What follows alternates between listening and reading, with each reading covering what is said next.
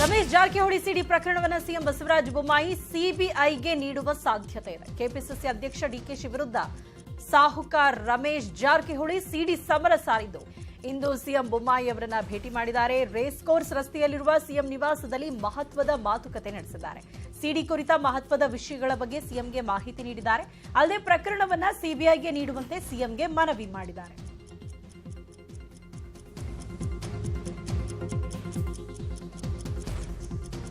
DK ಶಿವಕುಮಾರನ್ನ ನಾವ್ಯಾರು ಮುಗಿಸೋದು ಬೇಡ, Congress ಮುಖಂಡರೇ DK ಶಿವಕುಮಾರನ್ನ ಮುಗಿಸ್ತಾರೆ ಅಂತ ರೇಣುಕಾಚಾರ್ಯ ಹೇಳಿದ್ದಾರೆ. ಜಾರಕಿಹೊಳಿ ಮಾಡಿರೋ ಆರೋಪಗಳಿಗೆ ನನ್ನ ಸಹಮತ ಇದೆ. ಜಾರಕಿಹೊಳಿ ಈಶ್ವರಪ್ಪರನ್ನ ಕುತಂತ್ರದಿಂದ ಬಲಿಪಶು ಮಾಡಿದ್ರು ಅಂತ ರೇಣುಕಾಚಾರ್ಯ ಹೇಳಿದರು. ಕನಕಪುರದ ಜನ 700 ಜನ ರಾಜಕೀಯ ಅವ್ರನ್ನೇ ಮುಗಿಸ್ತಾರೆ. ಕಾಂಗ್ರೆಸ್ಸಿನ ಮುಖಂಡರು ಈ ನೋಡಿ ABCDEF ನಾನು ಕೇಳ್ತೀನಿ, ಸವಾಲಾಗ್ತೀನಿ, ನಿಮ್ಮಲ್ಲಿ ಮುಖ್ಯಮಂತ್ರಿ ಅಭ್ಯರ್ಥಿ ಯಾರಂತ ಘೋಷಣೆ ಮಾಡಿ, ಯಾರ ನಾಯಕತ್ವದಲ್ಲಿ ಚುನಾವಣೆ ಅಂತ ಹೇಳ್ರಿ. ನಿಮ್ಮನ್ನ ಕಾಂಗ್ರೆಸ್ಸಿನ ಮುಖಂಡರೇ DK ಶಿವಕುಮಾರ್ ಮುಗಿಸ್ತಾರೆ. ರಮೇಶ್ ಜಾರಕಿಹೊಳಿನ ಬಲಿಪಶು ಮಾಡಿರಿ. ಷಡ್ಯಂತ್ರದ ಬಲಿಪಶು ಮಾಡಕ್ಕೆ ಹೋದ್ರು. ಆ ಕ್ಷೇತ್ರ ಜನ ಮತ್ತು ರಮೇಶ್ ಜಾರಕಿಹೊಳಿ ಜೊತೆಗಿದ್ದಾರೆ.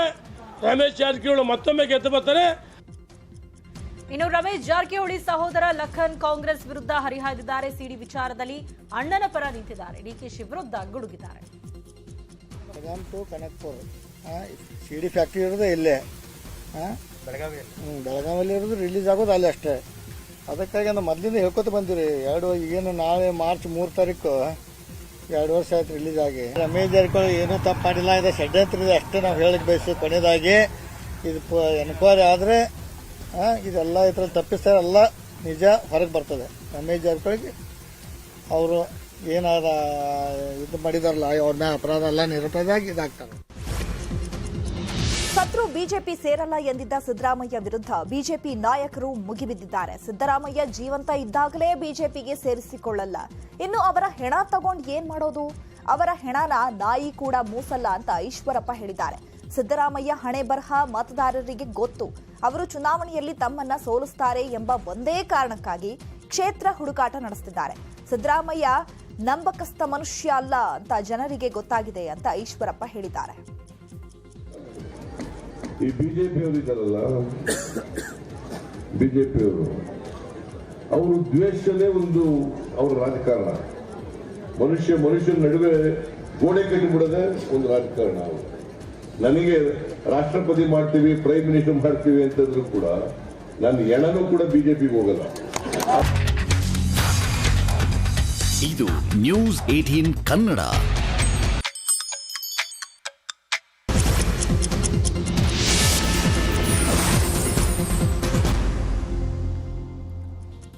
ನಮಸ್ಕಾರ, ಗುಡ್ ಮಾರ್ನಿಂಗ್. 30 ನಿಮಿಷ 30 ಸುದ್ದಿಗೆ ಸ್ವಾಗತ. ನಾನು ಪೃಥ್ವಿರಾಜ್ ಹಾರನಹಳ್ಳಿ. 30 ನಿಮಿಷ 30 ಸುದ್ದಿಯಲ್ಲಿ ನಿನ್ನೆ ಆಗಿರುವಂತಹ ಪ್ರಮುಖ ಬೆಳವಣಿಗೆಗಳು, ಇವತ್ತು ಆಗಬಹುದಾದಂಥ ಪ್ರಮುಖ ಬೆಳವಣಿಗೆಗಳ ಸುದ್ದಿಗಳನ್ನು ಒಂದೊಂದಾಗಿ ನಿಮ್ಮ ಮುಂದೆ ಇಡ್ತಾ ಹೋಗ್ತೀನಿ, ನೋಡ್ತಾ ಹೋಗೋಣ. ಕೇಂದ್ರ ಹಣಕಾಸು ಸಚಿವೆ ನಿರ್ಮಲಾ ಸೀತಾರಾಮನ್ ಇಂದು ಬಜೆಟ್ ಅನ್ನು ಮಂಡಿಸಲಿದ್ದಾರೆ. ಬೆಳಗ್ಗೆ 11 ಗಂಟೆಗೆ ಹಣಕಾಸು ಸಚಿವೆ ನಿರ್ಮಲಾ ಲೋಕಸಭೆಯಲ್ಲಿ ಬಹುನಿರೀಕ್ಷಿತ ಬಜೆಟ್ ಅನ್ನು ಮಂಡಿಸಲಿದ್ದಾರೆ. ಮೋದಿ ಲೆಕ್ಕ 2023-24ರ ಮೇಲೆ ಇಡೀ ದೇಶದ ಚಿತ್ತ ನೆಟ್ಟಿದೆ. ಬೆಲೆ ಏರಿಕೆ, ಉದ್ಯೋಗ ಕಡಿತ ಹಾಗೂ ಆರ್ಥಿಕ ಹಿಂಜರಿತದಿಂದ ಜನರು ಈಗಾಗಲೇ ತತ್ತರಿಸಿ ಹೋಗಿದ್ದಾರೆ. ಹೀಗಾಗಿ ಆರ್ಥಿಕತೆಗೆ ಬೂಸ್ಟರ್ ಕೊಡುವಂಥ ಬಜೆಟ್ ಅನ್ನು ನಿರ್ಮಲಾ ಸೀತಾರಾಮನ್ ಮಂಡಿಸ್ತಾರಾ, ತಮಗೆ ಒಳ್ಳೆಯದಾಗುವಂಥ ಕೊಡುಗೆಯನ್ನು ನೀಡ್ತಾರಾ ಅಂತ ದೇಶದ ಜನರು ಎದುರು ನೋಡ್ತಾ ಇದ್ದಾರೆ. 2024ರ ಲೋಕಸಭಾ ಚುನಾವಣೆಗೂ ಮುನ್ನ ನಿರ್ಮಲಾ ಮಂಡಿಸ್ತಾ ಇರುವಂಥ ಕಡೆಯ ಪೂರ್ಣ ಪ್ರಮಾಣದ ಬಜೆಟ್ ಇದಾಗಿದೆ. ಇನ್ನು ಕೇಂದ್ರ ಬಜೆಟ್ ಸಾಕಷ್ಟು ನಿರೀಕ್ಷೆಗಳನ್ನು ಹುಟ್ಟುಹಾಕಿದೆ. ಅಗತ್ಯ ವಸ್ತು, ಗ್ಯಾಸ್ ಸಿಲಿಂಡರ್ಗಳ ಬೆಲೆ ಇಳಿಕೆ ಮೇಲೆ ಜನರ ಕಣ್ಣಿದೆ. ವಿದ್ಯುತ್ ಸಬ್ಸಿಡಿ ಮೇಲೆ ಬೆಲೆ ಏರಿಕೆಗೆ ಕಡಿವಾಣದ ನಿರೀಕ್ಷೆ ಇರುವಂಥದ್ದು. ಆದಾಯದ ಮೇಲಿನ ತೆರಿಗೆ ವಿನಾಯಿತಿಯನ್ನು 6 ಲಕ್ಷದವರೆಗೂ ಕೂಡ ಏರಿಸುವಂಥ ಸಾಧ್ಯತೆ ಇದೆ ಅಂತ ಹೇಳಲಾಗ್ತಾ ಇದೆ. ಇನ್ನು ತೆರಿಗೆ ವಯೋಮಿತಿ, ವೈಯಕ್ತಿಕ ಸಾಲಗಳ ಬಡ್ಡಿ ಇಳಿಕೆ, ಪ್ರಮುಖ ಬೆಳೆಗಳಿಗೆ ಬೆಂಬಲ ಬೆಲೆ ಘೋಷಣೆ ಮಾಡುವಂಥ ಸಾಧ್ಯತೆ ಇದೆ ಅಂತ ಹೇಳಲಾಗ್ತಾ ಇದೆ. ಇದೆಲ್ಲದರ ಜೊತೆಗೆ ರಾಜ್ಯಕ್ಕೆ ಬರಬೇಕಾಗಿರುವಂಥ GST ಹಣ, ರೈಲು ಯೋಜನೆ, ಕೃಷಿ ಮೇಲಿನ ವಿನಾಯಿತಿಗಳು ಜನರನ್ನ ಕೇಂದ್ರದತ್ತ ನೋಡುವಂತೆ ಮಾಡಿದೆ. ಯಾವುದಕ್ಕೆ ದರ ಏರಿಕೆ ಆಗುತ್ತೆ, ಯಾವುದಕ್ಕೆ ರಿಲ್ಯಾಕ್ಸೇಷನ್ ಸಿಗಲಿದೆ ಅನ್ನೋದನ್ನು ಮೋದಿ ಬಜೆಟ್ನಲ್ಲಿ ಕಾದು ನೋಡಬೇಕು. ಪೆಟ್ರೋಲ್ ಡೀಸೆಲ್ ಬೆಲೆ ಜಾಸ್ತಿ ಆಗ್ತಾ ಇದೆ. ಬೆಲೆ ಏರಿಕೆಗೆ ಕೇಂದ್ರ ಸರ್ಕಾರ ಕಡಿವಾಣವನ್ನು ಹಾಕಬೇಕು. ಜನಸಾಮಾನ್ಯರು ಜೀವನ ಮಾಡುವಂಥದ್ದು ಕಷ್ಟ ಆಗ್ತಾ ಇದ್ದು, ಅಡುಗೆ ಎಣ್ಣೆ, ತರಕಾರಿ, ಬೇಳೆಕಾಳುಗಳ ಬೆಲೆ ಕಡಿಮೆ ಆಗಬೇಕು. ಈ ಬಾರಿಯ ಬಜೆಟ್ ಸಾಮಾನ್ಯ ಬಡ ಜನರ ಪರವಾಗಿ ಇರಲಿ ಅಂತ ಗೃಹಿಣಿಯರು ಹೇಳಿದ್ದಾರೆ. ಅಧಿವೇಶನದಲ್ಲಿ ಕೂಡ ಏನ್ ಬಜೆಟ್ ಮಂಡನೆ ಮಾಡ್ತಾ ಇದ್ರಲ್ಲ ಈ ಕೇಂದ್ರ ಸರ್ಕಾರ, ಇದರಲ್ಲಿ ಸ್ವಲ್ಪ ಬೆಲೆ ಕಡಿಮೆ ಮಾಡಬೇಕು ಅಂತ ಹೇಳಿ ಕೇಳ್ಕೊತೀನಿ ನಾನು. ಯಾಕಂತಂದ್ರೆ ಈಗ ನಾವು ಮಿಡ್ಲ್ ಕ್ಲಾಸ್ ಫ್ಯಾಮಿಲಿಗೆ ಈಗ ರಿಕ್ವೈರ್ಮೆಂಟ್ ಕೆಲವೊಂದು ಈ ಕೈಪಲ್ಯ ಆಗಿರ್ಲಿ ಅಥವಾ ಪೆಟ್ರೋಲ್ ಆಗಿರ್ಲಿ, ಆಮೇಲೆ ಗ್ಯಾಸ್ ಆಗಿರ್ಲಿ, ಸಿಲಿಂಡರ್ ರೇಟು ತುಂಬಾ ಜಾಸ್ತಿ ಆಗಿದೆ. ಮುಂಚೆ 850 ಹಂಗಿತ್ತು, ಈಗ 1100 ಆಗಿದೆ. ಯಾಕಂದ್ರೆ ಮಿಡ್ಲ್ ಕ್ಲಾಸ್ ಫ್ಯಾಮಿಲಿ ಅವರಿಗೆ ಅಷ್ಟು ಭರಿಸೋಕೆ ಆಗಂಗಿಲ್ಲ. ಅದ್ರ ಸಲ ಬೇಳೆ ಕೂಡ ಜಾಸ್ತಿ ಆಗಿದೆ. ಬೇಳೆ ರೇಟು ಈಗ 1200 ಹಂಗಾಗಿದೆ ಒಂದು ಇದಕ್ಕೆ. ಅದಕ್ಕೆ ಅದು ಕೂಡ ಕಡಿಮೆ ಆಗಬೇಕು. ಟೋಟಲಿ ಹೇಳಬೇಕು ಅಂತಂದ್ರೆ ಮಿಡ್ಲ್ ಕ್ಲಾಸ್ ಫ್ಯಾಮಿಲಿಯವರಿಗೆ ತಮ್ಮದು ಸಂಸಾರ ನಡೆಸಬೇಕಂದ್ರೇನೆ ತುಂಬಾ ಕಷ್ಟ ಆಗುತ್ತೆ. ಅಂಥದ್ರಲ್ಲಿ ಈ ಎಲ್ಲಾ ರೇಟು ಜಾಸ್ತಿ ಆದಾಗ ಅದನ್ನ ನಾವು ಮೇಂಟೈನ್ ಮಾಡ್ಲಿಕ್ಕೆ ಕಷ್ಟ ಆಗುತ್ತೆ. ಅದಕ್ಕೋಸ್ಕರ ಡೀಸೆಲ್ ಮತ್ತು ಪೆಟ್ರೋಲ್ ಒಂದು ಬೆಲೆ ಏರಿಕೆ ಆಗೋದ್ರಿಂದ ನಮ್ಮ ಅಡುಗೆ ಮನೆಯ ಗ್ಯಾಸ್ ಸಿಲಿಂಡರ್ಗೂ ಕೂಡ ಹೊಡೆತ ಬಿದ್ದಂತಾಗಿದೆ. ಅದಕ್ಕಾಗಿ ದಯವಿಟ್ಟು ಅಡುಗೆ ಅನಿಲದ ರೇಟನ್ನು ತಾವುಗಳು ಕಡಿಮೆ ಮಾಡಿದ್ದೆ ಆದರೆ ಎಲ್ಲ ಜನಸಾಮಾನ್ಯರ ಮನೆಗಳಲ್ಲಿ ಕೂಡ ನಾವು ಹೊಗೆ ರಹಿತ ಒಂದು ಅಡುಗೆನ ನಾವು ಮಾಡ್ಲಿಕ್ಕೆ ನಾವು ಅನುಕೂಲ ಆಗ್ತದ. ಈಗ ಶತ್ರು ಬಿಜೆಪಿ ಸೇರಲ್ಲ ಎಂದಿದ್ದಂಥ ಸಿದ್ದರಾಮಯ್ಯ ವಿರುದ್ಧ ಬಿಜೆಪಿ ನಾಯಕರು ಮುಗಿಬಿದ್ದಿದ್ದಾರೆ. ಸಿದ್ದರಾಮಯ್ಯ ಜೀವಂತ ಇದ್ದಾಗಲೇ ಬಿಜೆಪಿಗೆ ಸೇರಿಸ್ಕೊಳ್ಳಲ್ಲ, ಇನ್ನು ಅವರ ಹೆಣ ತಗೊಂಡು ಏನು ಮಾಡೋದು, ಅವರ ಹೆಣನ ನಾಯಿ ಕೂಡ ಮೂಸಲ್ಲ ಅಂತ ಮತ್ತೆ ನಾಲ್ಗೆ ಹರಿಬಿಟ್ಟಿದ್ದಾರೆ ಈಶ್ವರಪ್ಪ. ಜೀವಂತವಾಗಿ ಅವ್ರನ್ನ ತಗೊಳ್ಳಲ್ಲ, ಅವ್ರ ಹೆಣ ತಗೊಂಡು ನಾವೇನ್ ಮಾಡೋಣ? ಸಿದ್ದರಾಮಯ್ಯ ಜೀವಂತವಾಗಿ ಅವ್ರನ್ನ ಪಾರ್ಟಿ ಸೇರಿಸ್ಕೊಳ್ಳಲ್ಲ, ಅವ್ರ ಹೆಣನ ನಾಯಿನೂ ಮೂಸಲ್ಲ, ನಾವ್ಯಾಕೆ ಮುಟ್ಟಣ ಅದನ್ನ? ಜೀವಂತವಾಗಿ ಅವ್ರನ್ನ ತಗೊಳ್ಳಲ್ಲ, ಅವ್ರ ಹೆಣ ತಗೊಂಡು ನಾವೇನ್ ಮಾಡೋಣ? ರಮೇಶ್ ಜಾರಕಿಹೊಳಿ ಸಿಡಿ ಪ್ರಕರಣವನ್ನು ಸಿಎಂ ಬಸವರಾಜ ಬೊಮ್ಮಾಯಿ ಸಿಬಿಐಗೆ ನೀಡುವಂತ ಸಾಧ್ಯತೆ ಇದೆ ಅಂತ ಹೇಳಲಾಗ್ತಾ ಇದೆ. ಕೆಪಿಸಿಸಿ ಅಧ್ಯಕ್ಷ ಡಿಕೆಶಿ ವಿರುದ್ಧ ಸಾಹುಕಾರ ರಮೇಶ್ ಜಾರಕಿಹೊಳಿ ಸಿಡಿ ಸಮರವನ್ನು ಸಾರಿದ್ದು ನಿನ್ನೆ ಸಿಎಂ ಅವರನ್ನು ಭೇಟಿ ಮಾಡಿದ್ದಾರೆ. ಸಿಡಿ ಕುರಿತ ಮಹತ್ವದ ವಿಷಯಗಳ ಬಗ್ಗೆ ಸಿಎಂಗೆ ಮಾಹಿತಿಯನ್ನು ನೀಡಿದ್ದಾರೆ. ಅಲ್ಲದೆ ಪ್ರಕರಣವನ್ನು ಸಿಬಿಐಗೆ ನೀಡುವಂತೆ ಮನವಿಯನ್ನು ಮಾಡಿದ್ದಾರೆ. ಡಿಕೆ ಶಿವಕುಮಾರ್ ಅವರನ್ನ ನಾವು ಯಾರು ಮುಗಿಸೋದು ಬೇಡ, ಕಾಂಗ್ರೆಸ್ ಮುಖಂಡರೇ ಡಿಕೆ ಶಿವಕುಮಾರ್ ಅವರನ್ನ ಮುಗಿಸ್ತಾರೆ ಅಂತ ರೇಣುಕಾಚಾರ್ಯ ಹೇಳಿದ್ದಾರೆ. ಜಾರಕಿಹೊಳಿ ಮಾಡಿರುವಂಥ ಆರೋಪಗಳಿಗೆ ನನ್ನ ಸಹಮತವಿದೆ. ಜಾರಕಿಹೊಳಿ ಈಶ್ವರಪ್ಪ ಅವರನ್ನ ಕುತಂತ್ರದಿಂದ ಬಲಿಪಶು ಮಾಡಿದ್ರು ಅಂತ ರೇಣುಕಾಚಾರ್ಯ ಹೇಳಿದ್ರು. ಕನಕಪುರದ ಜನ 700 ಜನ ರಾಜಕೀಯ ಅವ್ರನ್ನೇ ಮುಗಿಸ್ತಾರೆ. ಕಾಂಗ್ರೆಸ್ಸಿನ ಮುಖಂಡರು ಈ ನೋಡಿ ABCDEF ನಾನು ಕೇಳ್ತೀನಿ, ಸವಾಲಾಗ್ತೀನಿ, ನಿಮ್ಮಲ್ಲಿ ಮುಖ್ಯಮಂತ್ರಿ ಅಭ್ಯರ್ಥಿ ಯಾರಂತ ಘೋಷಣೆ ಮಾಡಿರಿ, ಯಾರ ನಾಯಕತ್ವದಲ್ಲಿ ಚುನಾವಣೆ ಅಂತ ಹೇಳ್ರಿ. ನಿಮ್ಮನ್ನ ಕಾಂಗ್ರೆಸ್ಸಿನ ಮುಖಂಡರೇ DK ಶಿವಕುಮಾರ್ ಮುಗಿಸ್ತಾರೆ. ರಮೇಶ್ ಜಾರಕಿಹೊಳಿನ ಬಲಿಪಶು ಮಾಡಿರಿ. ಷಡ್ಯಂತ್ರದ ಬಲಿಪಶು ಮಾಡಕ್ಕೆ ಹೋದ್ರು ಆ ಕ್ಷೇತ್ರದ ಜನ ಮತ್ತು ರಮೇಶ್ ಜಾರಕಿಹೊಳಿ ಜೊತೆಗಿದ್ದಾರೆ. ರಮೇಶ್ ಜಾರಕಿಹೊಳಿ ಮತ್ತೊಮ್ಮೆ ಗೆದ್ದು ಬರ್ತಾರೆ. ಇನ್ನು ರಮೇಶ್ ಜಾರಕಿಹೊಳಿ ಸಹೋದರ ಲಖನ್ ಕಾಂಗ್ರೆಸ್ ವಿರುದ್ಧ ಹರಿಹಾಯ್ದಿದ್ದಾರೆ. ಸಿಡಿ ವಿಚಾರದಲ್ಲಿ ಅಣ್ಣನ ಪರ ನಿಂತಿದ್ದಾರೆ. ಡಿಕೆಶಿ ವಿರುದ್ಧ ಗುಡುಗಿದ್ದಾರೆ.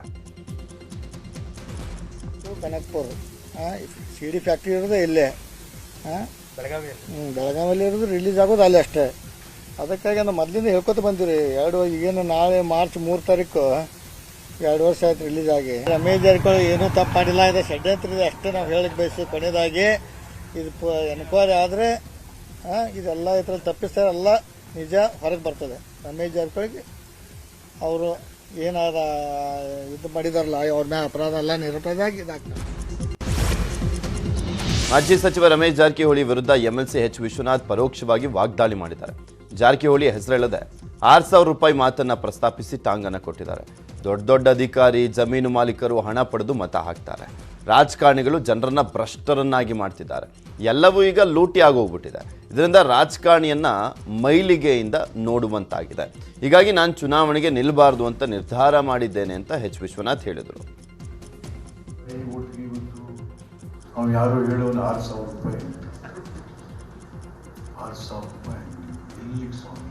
ಯಾರು ದೊಡ್ಡ ಅಧಿಕಾರಿಗಳಿರಲಿ, ಸಾಹುಕಾರ ಇರಲಿ, ಜಮೀನ್ ಮಾಲೀಕ ಇರಲಿ, ದುಡ್ಡು ಕೊಡ್ತೀನಿ ಅಂತ ಅವನು ಇಸ್ಕೊತಾರೆ. ಇವತ್ತು ಜನರನ್ನ ಭ್ರಷ್ಟರು ಮಾಡಿಬಿಟ್ಟಿದ್ದೀವಿ. ಜನರು ಕೂಡ ಭ್ರಷ್ಟರಾಗೋಗಿದ್ದಾರೆ.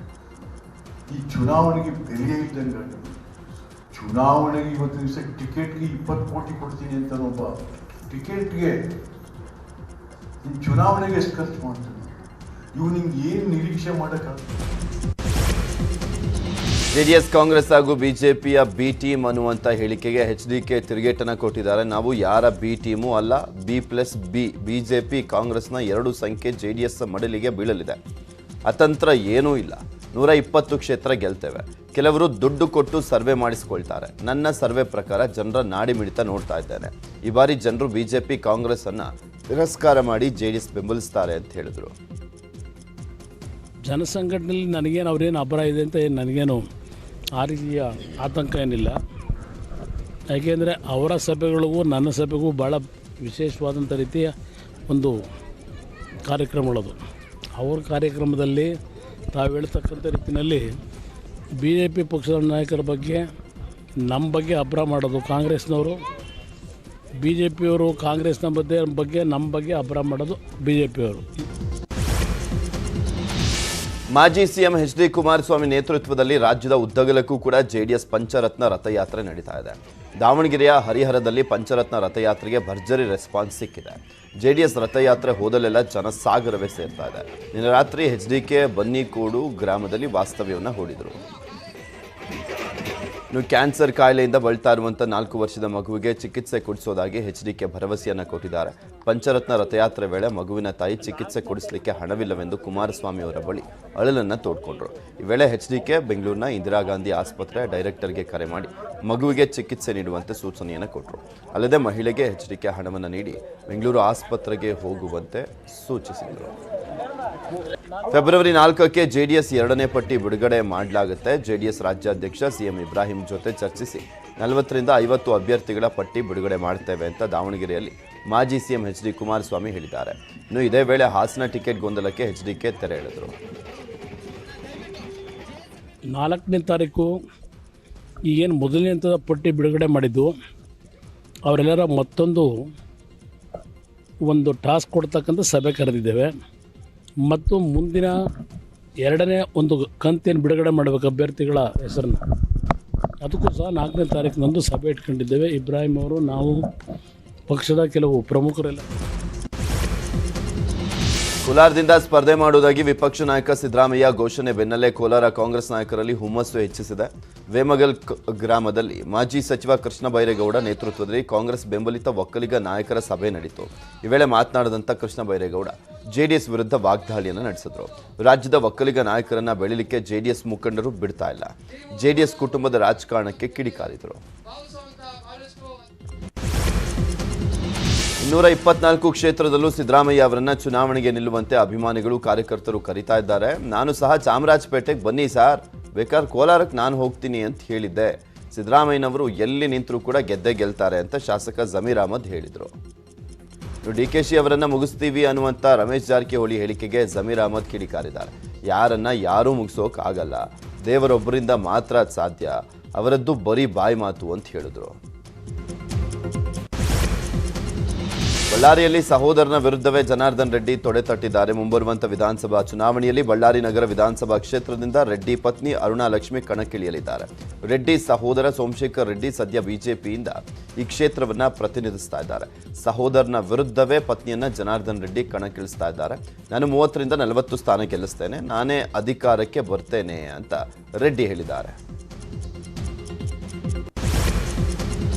ಮಹದಾಯಿ ಯೋಜನೆ ಅನುಷ್ಠಾನ ಖಂಡಿತ ಆಗಲಿದೆ ಅಂತ ಸಿಎಂ ಬಸವರಾಜ ಬೊಮ್ಮಾಯಿ ತಿಳಿಸಿದ್ದಾರೆ. ಹುಬ್ಬಳ್ಳಿಯಲ್ಲಿ ಮಾತನಾಡಿದಂಥ ಸಿಎಂ, ಗೋವಾ ಸರ್ಕಾರದ ನಡೆಯ ಬಗ್ಗೆ ನಮಗೆ ಗೊತ್ತಿಲ್ಲ. ಈಗಾಗಲೇ ಕಾನೂನು ಹೋರಾಟವಾಗಿ ಸುಪ್ರೀಂ ಕೋರ್ಟ್ ಆದೇಶದ ಮೇಲೆ ಟ್ರಿಬ್ಯುನಲ್ ರಚನೆ ಆಗಿದೆ. ಅದರ ಪರಿಶೀಲನೆ ಸಹ ಆಗಿ ತೀರ್ಪು ನೀಡಿದೆ. ಮಹದಾಯಿ ಯೋಜನೆ ಕುರಿತ DPR 2016ರಲ್ಲಿ ಕೇಂದ್ರ ಸರ್ಕಾರಕ್ಕೆ ಸಲ್ಲಿಸಲಾಗಿತ್ತು. ಸದ್ಯ DPRಗೆ ಈಗ ಅನುಮತಿ ಸಿಕ್ಕಿದೆ. 6 ವರ್ಷ ಆದಮೇಲೆ ಕಾನೂನು ಹೋರಾಟವಾಗಿಯೇ ಇದೆಲ್ಲ ಆಗಿದೆ ಅಂತ ಹೇಳಿದರು. ಅವ್ರ ಸರ್ಕಾರ ಅವ್ರದ್ದು ಏನಿದೆ ನಮ್ಗೆ ಗೊತ್ತಿಲ್ಲ.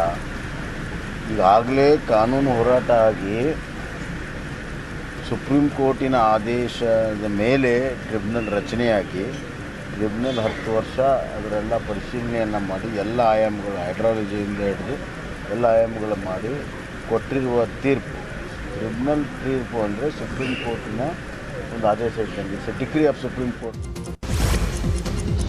ಅಕ್ರಮ ಮರಳು ದಂಧೆಕೋರರನ್ನ ಬೆಂಬಲಿಸುವಂತ ಪೊಲೀಸರಿಗೆ ವಿಧಾನಸಭೆ ವಿಪಕ್ಷದ ಉಪನಾಯಕ ಖಾದರ್ ಕ್ಲಾಸ್ ತಗೊಂಡಿದ್ದಾರೆ. ಅಕ್ರಮ ಮರಳು ದಂಧೆ ವಿರುದ್ಧ ವ್ಯಕ್ತಿಯೊಬ್ಬರು ಖಾದರ್ ಎದುರು ಕಣ್ಣೀರಿಟ್ಟಿದ್ರು. ಮರಳು ದಂಧೆಯಿಂದ ಮನೆಗೂ ಹಾನಿಯಾಗ್ತಾ ಇದೆ ಅಂತ ಹೇಳಿದ್ರು. ತಕ್ಷಣವೇ ಉಳ್ಳಾಲ ಪೊಲೀಸರಿಗೆ ಫೋನ್ ಮಾಡಿದಂತ ಖಾದರ್ ಇನ್ಸ್ಪೆಕ್ಟರ್ ಸಂದೀಪ್ ಮತ್ತು ಎಸಿಪಿಗೆ ತರಾಟೆಗೆ ತೆಗೆದುಕೊಂಡಿದ್ದಾರೆ. ನಾಯಿ ತರ ಅವರ ಹಿಂದೆ ಹೋಗ್ತಿರಲ್ವಾ, ನಾಚಿಕೆ ಆಗಲ್ವಾ ನಿಮ್ಗೆ ಅಂತ ಕಿಡಿಕಾರಿದ್ರು. ಜಾರ್ಖಂಡ್ನ ಧನಬಾದ್ ಜಿಲ್ಲೆಯ ಜೋರಾಘಟಕ್ ಪ್ರದೇಶದಲ್ಲಿರುವಂತಹ 13 ಅಂತಸ್ತಿನ ಆಶೀರ್ವಾದ್ ಟವರ್ ಅಪಾರ್ಟ್ಮೆಂಟ್ನಲ್ಲಿ ಭಾರೀ ಅಗ್ನಿ ಅವಘಡ ಸಂಭವಿಸಿದೆ. ಈ ಘಟನೆಯಲ್ಲಿ 4 ಮಕ್ಕಳು ಸೇರಿದಂತೆ ಕನಿಷ್ಠ 14 ಜನರು ಸಜೀವ ದಹನವಾಗಿದ್ದಾರೆ. 10ಕ್ಕೂ ಹೆಚ್ಚು ಮಂದಿಗೆ ಗಾಯವಾಗಿದ್ದು ಸ್ಥಳೀಯ ಆಸ್ಪತ್ರೆಗೆ ದಾಖಲಿಸಲಾಗಿದೆ. ಇನ್ನು ಅಪಾರ್ಟ್ಮೆಂಟ್ ಅಲ್ಲಿ ಹಲವಾರು ಜನ ಸಿಕ್ಕಾಕೊಂಡಿದ್ದು ಶಂಕೆ ಇರುವಂತದ್ದು. ಅಗ್ನಿಶಾಮಕ ದಳದಿಂದ ರಕ್ಷಣಾ ಕಾರ್ಯಾಚರಣೆ ಮುಂದುವರೆದಿದೆ. ಈ ಸಾವಿನ ಸಂಖ್ಯೆ ಹೆಚ್ಚಾಗುವಂತ ಸಾಧ್ಯತೆ ಇದೆ. ಅಗ್ನಿ ದುರಂತಕ್ಕೆ ನಿಖರ ಕಾರಣ ಗೊತ್ತಾಗಿಲ್ಲ. ಬೆಂಗಳೂರಿನ ಬೊಮ್ಮನಹಳ್ಳಿ ಸಮೀಪದ ಕೂಡ್ಲು ಗೇಟ್ನಲ್ಲಿ ಸ್ವಿಫ್ಟ್ ಕಾರೊಂದು ಹೊತ್ತಿ ಉರಿದಿದೆ. ನಡು ರಸ್ತೆಯಲ್ಲೇ ಕಾರು ಹೊತ್ತಿ ಉರಿದ ಪರಿಣಾಮ ಎಲೆಕ್ಟ್ರಾನಿಕ್ ಸಿಟಿ ರಸ್ತೆಯಲ್ಲಿ ಸುಮಾರು 3 ಕಿಲೋಮೀಟರ್ನಷ್ಟು ಟ್ರಾಫಿಕ್ ಜಾಮ್ ಉಂಟಾಗಿತ್ತು. ಚಂದಾಪುರ ಕಡೆಯಿಂದ ಬೆಂಗಳೂರು ಮಾರ್ಗವಾಗಿ ಹೋಗ್ತಿದ್ದಾಗ ಈ ಒಂದು ಘಟನೆ ನಡೆದಿದೆ. ಇನ್ನು ಕಾರ್ನಲ್ಲಿದ್ದಂಥವರು ಪ್ರಾಣಾಪಾಯದಿಂದ ಪಾರಾಗಿದ್ದಾರೆ. ಬೆಂಗಳೂರಿನ ಗೃಹಿಣಿಯೊಬ್ಬರು ವರದಕ್ಷಿಣೆ ಕಿರುಕುಳ ಆರೋಪ ಮಾಡಿ ಆತ್ಮಹತ್ಯೆಯನ್ನು ಮಾಡಿಕೊಂಡಿದ್ದಾರೆ. 26 ವರ್ಷದ ಮಾಧುರಿ ವಿಷ ಸೇವಿಸಿ ಆತ್ಮಹತ್ಯೆಯನ್ನು ಮಾಡಿಕೊಂಡಿದ್ದಾರೆ. ವರ್ತೂರು ಠಾಣಾ ವ್ಯಾಪ್ತಿಯಲ್ಲಿ ಘಟನೆ ನಡೆದಿದೆ. ಮಾಧುರಿ 2016ರಲ್ಲಿ ಗುರುಪ್ರಸಾದ್ ಎಂಬಾತರನ್ನ ಮದುವೆ ಆಗಿದ್ರು. ಮದುವೆ ಬಳಿಕ ಮಾಧುರಿಗೆ ಗಂಡ ಕಿರುಕುಳವನ್ನು ನೀಡ್ತಾ ಇದ್ದಂತೆ. ಇದರಿಂದ ಬೇಸತ್ತಂತ ಪತ್ನಿ ಮಾಧುರಿ ವಿಷ ಸೇವಿಸಿ ಆತ್ಮಹತ್ಯೆಯನ್ನು ಮಾಡಿಕೊಂಡಿದ್ದಾರೆ ಅಂತ ಹೇಳಲಾಗ್ತಾ ಇದೆ. ಮಾಧುರಿ ಕುಟುಂಬಸ್ಥರು ಪತಿ ಗುರುಪ್ರಸಾದ್ ಹಾಗೂ ಕುಟುಂಬದ ವಿರುದ್ಧ ಕೊಲೆ ಆರೋಪವನ್ನು ಮಾಡಿದ್ದಾರೆ. ವರ್ತೂರು ಪೊಲೀಸ್ ಠಾಣೆಯಲ್ಲಿ ಪ್ರಕರಣ ದಾಖಲಾಗಿದೆ. ಕ್ಷುಲ್ಲಕ ವಿಚಾರಕ್ಕೆ ಸರ್ಕಾರಿ ಬಸ್ ಕಂಡಕ್ಟರ್ ಹಾಗೂ ಡ್ರೈವರ್ ಮೇಲೆ ಹಲ್ಲೆಯನ್ನು ಮಾಡಲಾಗಿದೆ. ಕೊಪ್ಪಳ ಜಿಲ್ಲೆ ಕುದುರಿ ಮೋತಿ ಗ್ರಾಮದ ಬಳಿ ಈ ಒಂದು ಘಟನೆ ನಡೆದಿದೆ. ಕುಷ್ಟಗಿ ಡಿಪೋಗೆ ಸೇರಿದಂಥ ಸಾರಿಗೆ ಸಂಸ್ಥೆಯ ಬಸ್ ಚಾಲಕ ಹನುಮಗೌಡ ಹಾಗೂ ಕಂಡಕ್ಟರ್ ರಾಜಾ ಸಾಬ್ ಮೇಲೆ ಗಣೇಶ ಹಾಗೂ ಆತನ ಸ್ನೇಹಿತರು ಹಲ್ಲೆಯನ್ನು ಮಾಡಿದ್ದಾರೆ. ಕುಷ್ಟಗಿಯಿಂದ ಕೊಪ್ಪಳಕ್ಕೆ ಗಣೇಶ ಬರ್ತಿದ್ದಾಗ ಬಸ್ನ ಬಾಗಿಲಲ್ಲಿ ನಿಲ್ಬೇಡ ಅಂತ ಕಂಡಕ್ಟರ್ ಹೇಳಿದ್ದಾರೆ. ಇದರಿಂದ ಕೋಪಗೊಂಡಂತಹ ಗಣೇಶ್ ತನ್ನ ಸ್ನೇಹಿತರನ್ನ ಕರೆಸಿ ಹಲ್ಲೆಯನ್ನು ಮಾಡಿದ್ದಾನೆ. ಹಲ್ಲೆಗೊಳಗಾದಂಥ ಕಂಡಕ್ಟರ್ ಹಾಗೂ ಚಾಲಕರಿಂದ ಬೇವೂರು ಪೊಲೀಸ್ ಠಾಣೆಯಲ್ಲಿ ದೂರು ದಾಖಲಾಗಿದೆ. ವಿವಾಹಿತ ಮಹಿಳೆ ಜೊತೆಗೆ ಅಕ್ರಮ ಸಂಬಂಧ ಹೊಂದಿದ್ದಂಥ ಯುವಕ ರೆಡ್ ಹ್ಯಾಂಡ್ ಆಗಿ ಸಿಕ್ಕಿಬಿದ್ದಿದ್ದಾನೆ.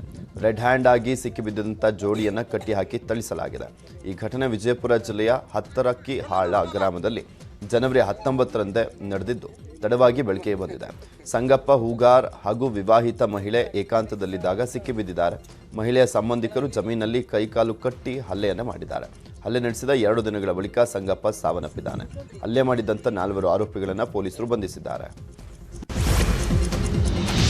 ಕೊಪ್ಪಳದ ಅಂಜನಾದ್ರಿ ಪರ್ವತದ ಆಂಜನೇಯ ದೇವಸ್ಥಾನದ ಹುಂಡಿ ಎಣಿಕೆ ನಡೆಯಿತು. ಹುಂಡಿಯಲ್ಲಿ 26,22,877 ರೂಪಾಯಿ ಸಂಗ್ರಹವಾಗಿದೆ. ಒಟ್ಟು 32 ದಿನಗಳಲ್ಲಿ 26 ಲಕ್ಷಕ್ಕೂ ಹೆಚ್ಚು ಹಣ ದೇವರ ಹುಂಡಿಯಲ್ಲಿ ಸಂಗ್ರಹವಾಗಿದೆ. ಹುಂಡಿಯಲ್ಲಿ ವಿವಿಧ ದೇಶಗಳ 11 ವಿದೇಶಿ ನಾಣ್ಯಗಳು ಹಾಗೂ 12 ನೋಟುಗಳು ಕೂಡ ಸಂಗ್ರಹವಾಗಿದೆ. ನೇಪಾಳದಿಂದ ಅಯೋಧ್ಯೆಗೆ 2 ಸಾಲಿಗ್ರಾಮ ಕಲ್ಲುಗಳು ಬಂದಿದ್ದಾವೆ. ಅಯೋಧ್ಯೆ ರಾಮಮಂದಿರದಲ್ಲಿನ ಶ್ರೀರಾಮ ಹಾಗೂ ಜಾನಕಿ ಮಾತೆ ವಿಗ್ರಹ ಕೆತ್ತನೆಗೆ ಈ ಕಲ್ಲುಗಳನ್ನು ಬಳಸಲಾಗುತ್ತದೆ. ಬಿಹಾರ ಮೂಲದ ನೇಪಾಳದಿಂದ ಬಂದಂತಹ ಕಲ್ಲುಗಳನ್ನು ಉತ್ತರ ಪ್ರದೇಶ ಗಡಿಯಲ್ಲಿ ಅದ್ದೂರಿಯಾಗಿ ಸ್ವಾಗತವನ್ನು ಮಾಡಲಾಯಿತು.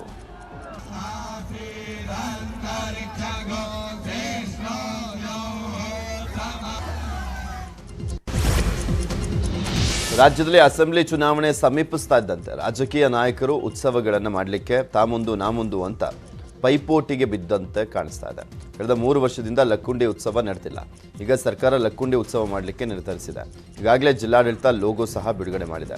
ಫೆಬ್ರವರಿ 10ರಿಂದ 12ರವರೆಗೆ 3 ದಿನಗಳ ಕಾಲ ಐತಿಹಾಸಿಕ ಲಕ್ಕುಂಡಿ ಉತ್ಸವ ನಡೆಯಲಿದೆ. ಉತ್ಸವದ ಸಾಂಸ್ಕೃತಿಕ ಕಾರ್ಯಕ್ರಮ ಸೇರಿದಂತೆ ಸಂಗೀತ ರಸದೌತಣ ಏರ್ಪಡಿಸಲಾಗಿದೆ.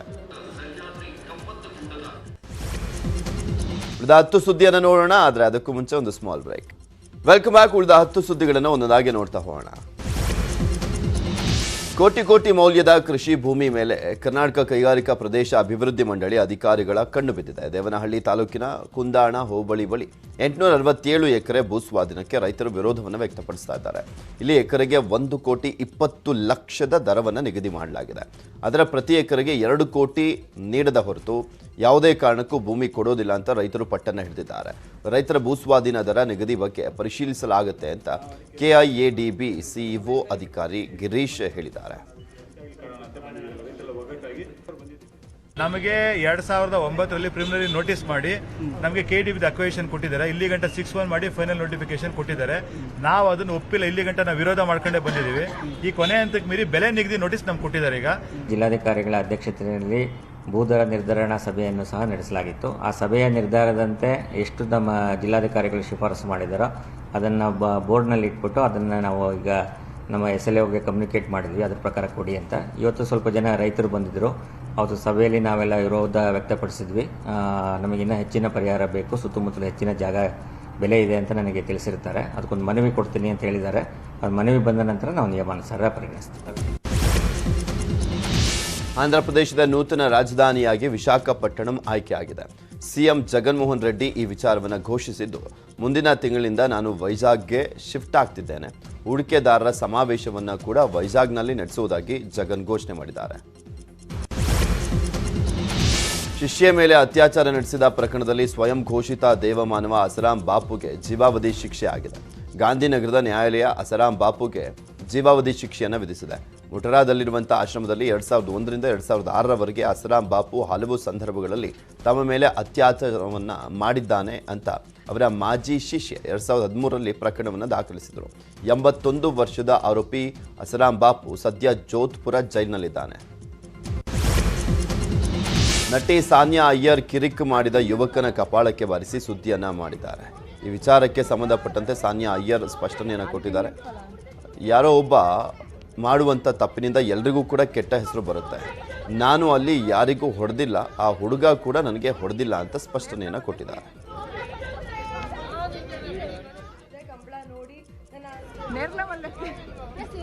ಅವ್ರ ಜೊತೆ ಬಂದು ನೋಡಿ ಕಂಬಳ ನೋಡಿ ವಾಪಸ್ ಹೋಗ್ತಿರ್ಬೇಕಾದ್ರೆ ಯಾವ್ದೋ ಒಂದು ನಶೆಯಲ್ಲಿದ್ದ ಒಂದು ಯುವಕ ನನ್ನ ಸ್ನೇಹಿತ ಇಬ್ರಿದ್ರು ನನ್ನ ಸ್ನೇಹಿತೆಯರು ಅವರ ಮೇಲೆ ಬಿದ್ದು ಹಿ ಟ್ರೈ ಟು ಹ್ಯಾರಾಸ್ ದೆಮ್. ಯಾವ ಹುಡುಗ ಅಂತಾನೂ ಗೊತ್ತಿಲ್ಲ. ನಾವೆಲ್ಲ ಜೋರಾಗಿ ಕಿರ್ಚ್ಕೊಂಡ್ವಿ. ಯಾಕಂದ್ರೆ ಸಡನ್ ಆಗಿ ಹಂಗಾದ್ರೆ ಯಾವ್ದೇ ಹುಡುಗಿಗಾರು ತಡ್ಕೊಳಕ್ಕಾಗಲ್ಲ. ಜೋರಾಗಿ ಕಿರ್ಚ್ಕೊಂಡ್ವಿ. ಅಲ್ಲಿ ಸುತ್ತಮುತ್ತ ಸಾವಿರಾರು ಜನ ಇದ್ರು. ಸೊ ಆ ಹುಡುಗ ಯಾವ ಊರ್ನೋನೋ ಅವನ ಹೆಸರೇನು ಅಂತಾನೂ ಗೊತ್ತಿರ್ಲಿಲ್ಲ ನಮ್ಗೆ. ಭಾರತ ನ್ಯೂಜಿಲೆಂಡ್ ನಡುವೆ ಇಂದು ಅಹಮದಾಬಾದ್ನ ನರೇಂದ್ರ ಮೋದಿ ಸ್ಟೇಡಿಯಂನ 3ನೇ ಹಾಗೂ ಅಂತಿಮ T20 ಪಂದ್ಯ ನಡೆಯಲಿದೆ. 3 ಪಂದ್ಯಗಳ ಸರಣಿಯ ಮೊದಲ ಪಂದ್ಯದಲ್ಲಿ ನ್ಯೂಜಿಲೆಂಡ್ ತಂಡ 21 ರನ್ಗಳಿಂದ ಜಯವನ್ನು ಸಾಧಿಸಿದರೆ 2ನೇ ಪಂದ್ಯವನ್ನು ಟೀಂ ಇಂಡಿಯಾ 6 ವಿಕೆಟ್ಗಳಿಂದ ಗೆದ್ದುಕೊಂಡಿತ್ತು. ಇದೀಗ ಉಭಯ ತಂಡಗಳು 3ನೇ ಪಂದ್ಯವನ್ನು ಗೆದ್ದು ಸರಣಿ ಕೈವಶಪಡಿಸಿಕೊಳ್ಳಲಿಕ್ಕೆ ಸಜ್ಜಾಗಿವೆ.